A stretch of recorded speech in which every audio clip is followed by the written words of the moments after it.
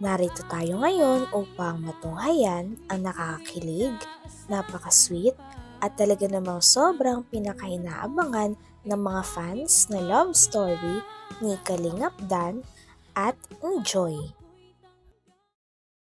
Dito naman ay kasalukuyan na nakarating sa bahay si Dan at si Joy dahil ipapakilala na nga ni Kalingap Dan si Joy sa kanyang parents. Grabe at hindi nga may pinta ang kasiyahan sa mukha ni Joy. Just you and me, baby. Yeah, I did my time with the ups and downs. Kuya Brooks. Ganda. Ganda. Congrats. Gusto mo din maging bahayan?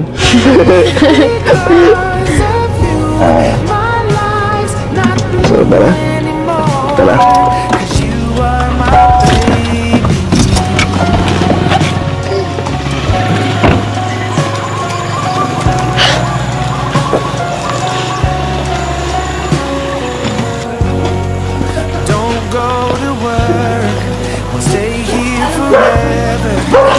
Sige, pasok ka. Bakit? Takot ka? O tumatras ka na? Sige na. Sige po. Tara, Joy.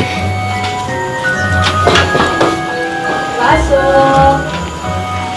Ano, Joy? Love po. Tara. Gamaya. Kain na po. Love po. Wow! Dami pagkain. Tingnan ko, pinaghandaan ko. Yan si Kuya Brooks. Ay, pasok kayo, pasok. Pa! Ay! Bless Si Joy. Bless po. Bakit? Dahil mong handa. Kuya Brooks, ah. Para sa inyo yan. Pero, tika lang. Bakit ito sabi ko? Di ba naman ako handa na nakaharap siya, di ba? Hindi, nung ribbon cutting, pupunta dapat si si Joy. Siya mas okay nga. Then, hindi pumunta, parang sumama loob. Pagpasok kasi. Di ba, Joy? Pero dapat. Dito ka. Natatakot na rin sa'yo. Hindi ko dapat magkita ngayon eh. Bakit naman? Basta, kasi danggit nga ako. Hindi mo ako danjoy talaga sa totoo lang. Hindi mo alam mo naman yun. Eh, Pero, tapos naman na yun. Nagpaalam naman ng maayos Nandiyan niya. na yan. Pero dapat, sa totoo lang nga Kalingap Dan, talaga, ayaw ko sana sa makita ng araw na ito. Naghanda ka nga, oh. Para sa inyo, kamalay ko makasama ito. Ang alam ko, kayo-kayo lang. Ba't nagagalit ka kay Joy? Wala namang kasalanan si Joy sa... Hindi naman. Pagdating doon, idali-dali namang nag-bless kagad si Joy para mapakita na siya ay may respeto talaga at ginagalang niya ang parents ni Kalingap Dan. Ngunit sa hindi inaasahang pagkakataon, parang hindi natuwa ang papa ni Kalingap Dan. Ito nga ay parang nagalit kay Kalingap Dan dahil hindi daw na-expect ng papa niya na may dadalhin daw siya na babae sa kanilang bahay.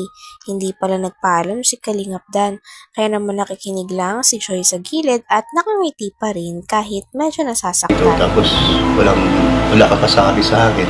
Wala ko sinabi mo yung sinabi. So, kasi alam mo naman, madandit ako eh. Bakit kasalanan si Joy? Kung ano man yung nangyari, kung ano man yung naging Ano ano, naman sinasabi na may kasalanan siya? naging resulta sa love team namin ni Medi. Basta, para sa akin, ginawa ko lang yung totoong na nararamdaman ko kung ano yung gusto, yung totoo, di ba? And, Yan eh, naunawahan ko yun. Ang pinag-usapan natin nga, nabigla ako. Bigla akong, alam mo yun, wala kang pasabi. Sana, sinat mo ako na may kasama ako. Yung sinasabi mong special someone. Sana ba talaga yun? Hindi, sabi ko ng totoo. Kasi marami din gustong magkakaalaman tayo sa totoong pangyayari na sinasabi mo special someone. Ano ba talaga? ano naman, obvious naman din na yun na yun, hindi na kailangan sagutin, di ba? Kaya ako dinala sa'yo. Ba't ayaw masabi-sabi na siya talaga special sa Bakit ba, kanina mo pa tinatanong kung siya ba? Siyempre, bilang tatay, gusto ko rin malaman ang katotohanan. Ano ba talaga? Na ano? Na sinasabi mo parati, bago ka bumili ng crop top, ibibigay mo sa special someone mo. Sino ba talaga? Sabihin mo kung sino. Di si Joy. Oo nga. Si Joy nga ang tinutukoy ko talaga na special someone. So inamin mo ngayon na siya talaga. Oo. Kaya nga pinakilala na sa'yo si Joy. Kasi, yun, para mawala yung, matanggap mo, di ba? Wala, nabigla ako eh. Parang hindi ko matanggap eh. Binigla mo ako. Dapat, yung baga, Takot sa'yo si Joy. hindi kasi kilala mo naman ako, di ba? Kaya kasi kay Joy, hindi niya in-expect na ganito yung magiging approach mo sa kanya. Ito, nabigla nga ako, nabigla dumating yung special someone mo. Hindi ka naman nagpasabi, nag-chat pa, meron akong kasama. Ang alam ko, kayo lang. O, paano ngayon yan? Eh, siyempre, pasensya ka na ha. Sa totoo lang, binigla mo ako eh. Pero, Bakit ka ba nagagalit kay Joy? Ano bang dahilan? Wala naman ginawa. nadami din Dito naman ay pilit nagsusorry rin si Kalingap Dan kung hindi niya nasabi, ngunit sinasabi niya na sana ay matanggap niya na si Joy. Sabi naman ng papa ni Dan ay hindi nga daw talaga siya Dan Joy, kaya hindi niya daw mapipilit kung ano ang nararamdaman nito. Sabi naman ni Dan at ni Joy ay okay naman daw sa kanila at hindi nila pipilitin ng papa niya, ngunit sana sa future ay matanggap niya na ang dalawa. Kaya nga pinakilala na sa'yo si Joy. Kasi, yun, para mawala yung,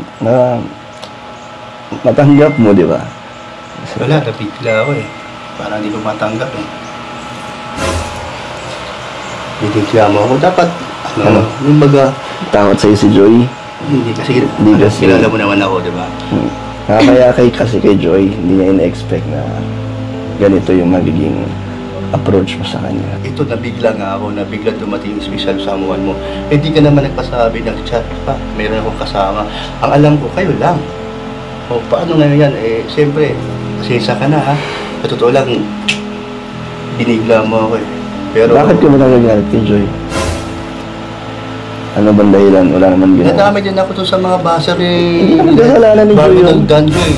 Siyempre, Hindi naman kasalanan ni Joy Danjo yun. muna. Wala naman kinalaman. Nabash din naman si Joy. Pati yung nanay niya, nagalit din naman sa kanila. Mas madami nga sinalong bash si Joy sa mga iba't ibang tao, di ba? Pero, naiyak na sa si Joy. Hindi, sa totoo lang, talaga man. Ayaw ko yung style yung dalawa. Parang sa mga loob ko. Kasi hindi ko naman ganun dati eh.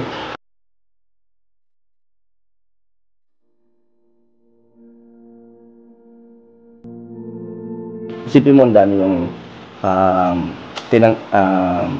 marami dumaan sa kanyang pagsubok sa mga iba siya. Pero hindi siya hindi man lang siya nagsabi kay Kalinga Prab na gusto niyang tumigil o umayaw. Eh di kilalanin mo si Joy bago mo sabihin yung mga nalalaman mo. Hindi naman kasi lahat na nakikita o nababasa mo sa social media is paniniwala mo.